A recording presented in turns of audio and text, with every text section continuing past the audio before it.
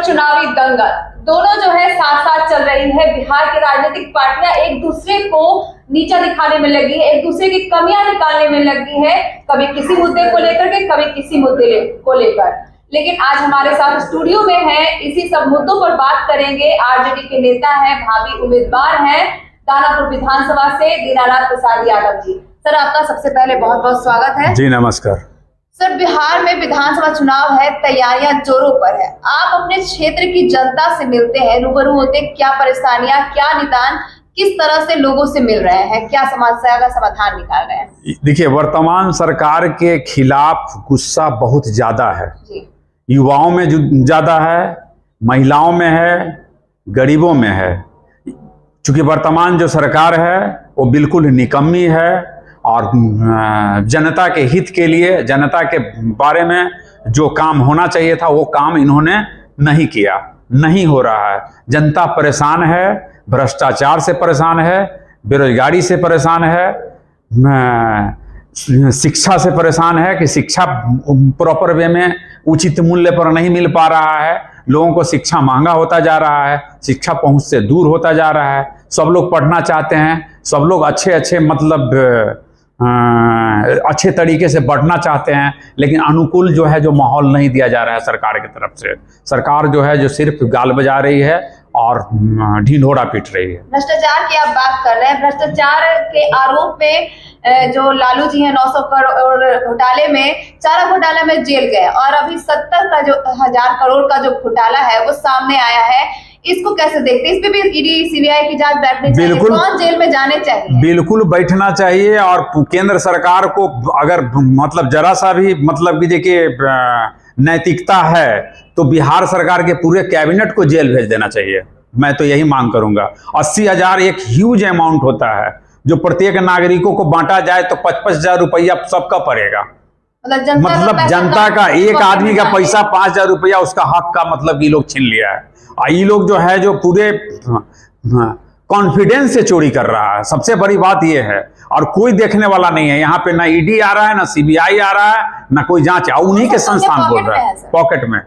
तो भाई अब जनता सड़क पर उतरेगी और जनता आक्रोशित है। और 2025 के जो चुनाव है, अब एकमात्र उम्मीद भरी नजरों से हमारे नेता तेजस्वी प्रसाद यादव जी से यहाँ की जनता उम्मीद लगाए बैठी है। और जनता जो है जो आशान्वित है कि भाई 2025 कब आए और हम उस आक्रोश को वोट में बदलें।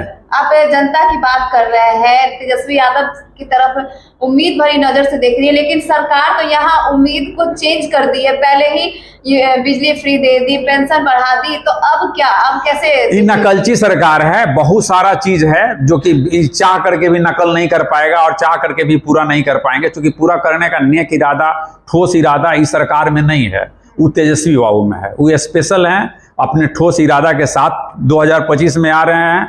युवा लोग जो है जो उत्साहित हैं इनसे कि यहाँ कल कारखाना खुलेगा, रोजगार पैदा लेगा, माइग्रेशन कम से कम होगा, यहाँ जो पलायन का जो समस्या है वो पलायन रुकेगा, थमेगा। तो मतलब कि हम लोग यहीं पर अपने परिवारों के बीच रहेंगे। तो यहाँ की जनता को ये उम्मीद है और उम्मीद की नज़र से देख रही है। और माता बहनें भी काफ़ी उत्साहित है, क्योंकि माता बहनों को जो सम्मानित योजना है 2500 रुपये पर मंथ देने का, उसको सम्मान के रूप में, खैरात के रूप में नहीं, सम्मान के रूप में हम लोग देंगे। क्योंकि माता बहनों पर ही हमारे समाज का भार है और हमारे समाज का निर्भरता है। तो माता बहनों को सहयोग राशि के रूप में हम लोग 2500 रुपये का लाए हैं। और माँ बहन योजना हम लोग जन जन तक पहुँचा भी रहे हैं। हम लोग अपने क्षेत्र में भी पहुंचा रहे हैं और क्षेत्रवासियों को कन्विंस कर रहे हैं। क्षेत्र के माता बहनें काफ़ी उत्साहित है। तो बात करें भ्रष्टाचार की, तो जो 80,000 करोड़ का घोटाला हुआ, इसके पैसों के बंटवारे को लेकर के अभी जो सत्ता पक्ष के जो दो नेता हैं उनके बीच में घमासान मचा हुआ है, इस पर क्या कहेंगे? अभी बेईमानों का टोली है। अब बेईमानी करना है, उसी पैसा के लिए घमासान हो रहा है। तो जनता सब देख रही है, सब देख रही है। एक एक का हिसाब पाई लेगी अभी इलेक्शन में, आने वाले इलेक्शन में 2025 में। क्योंकि जांच एजेंसी तो लेगी ही नहीं।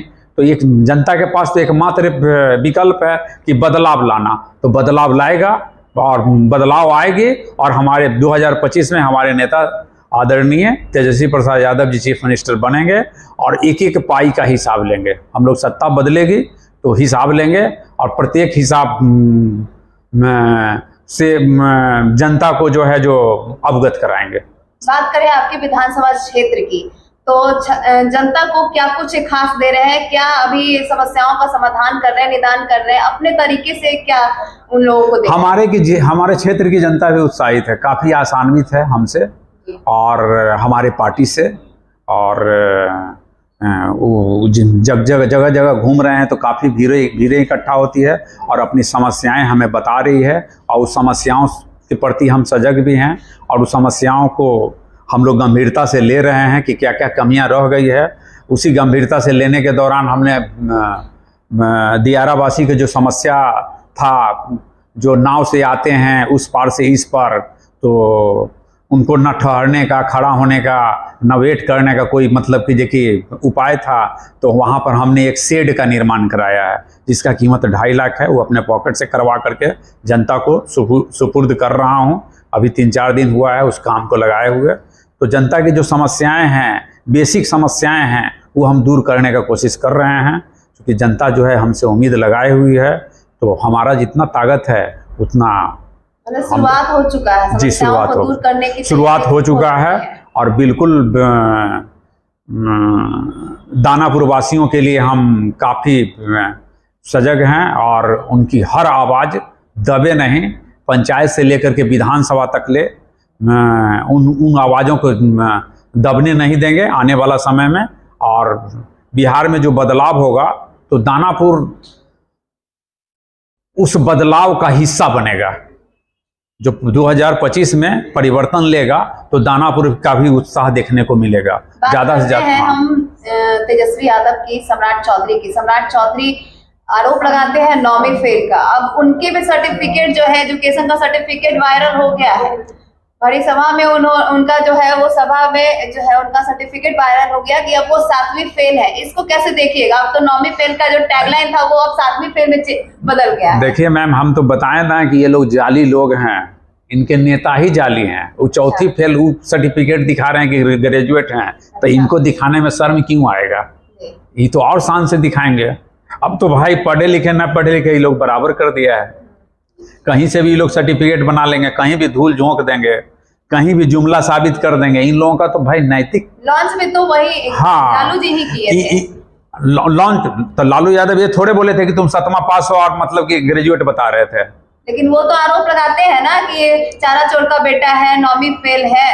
वो तो देखिए, अब बेशरम लोग तो मतलब कि इनको लोक लाज नहीं है तो वो तो आरोप एक दूसरे को लगाएंगे ही। अब वो जन्म किन्हीं को कह सकते हैं, वो अपने पिताजी को भी कल आरोप लगा देंगे। इन लोगों का मतलब नैतिकता है ही नहीं। अगर नैतिकता होता तो आदरणीय नेता लालू प्रसाद यादव जी पर ये आरोप नहीं लगाते। सम्राट चौधरी जो हैं बहुत बड़बोले नेता हैं, उनको बहुत घमंड है अपने बुद्धि पर। 7वां पास होने का भी घमंड होता है, ये पहली बार देखने को मिला है जी।